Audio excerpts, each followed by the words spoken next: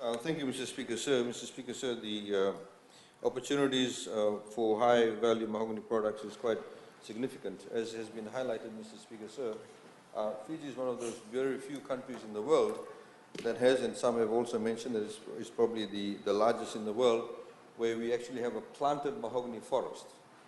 Most of the mahogany forests that have been actually harvested, in particular from South America, that goes essentially to Guatemala, where it's being processed, are what we call virgin indigenous forests. So nowadays, of course, given the value that people place on not harvesting virgin indigenous forests, they place a much higher value on extracting timber from planted forests. And Fiji has one of those, is in a very good position regarding that. Mr. Speaker, so in respect of, so our ability to market that actually is quite significant.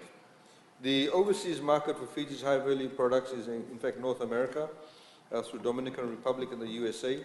Other export markets include New Zealand, Australia, China, Haiti, Canada, and Vietnam. In 2018, Fiji exported a total volume of 3.19 million cubic meters of mahogany with a value of Fijian $5.8 million, Mr. Speaker, sir. Mr. Speaker, sir, majority of the mahogany exports from Fiji consist of sawn mahogany timber, whilst remaining are decking and other components. The high-end portion of mahogany is being used for furniture, decking, guitars, aircraft aesthetics, because apparently mahogany bends quite well, and high-end yacht building, Mr. Speaker, sir. Thank you.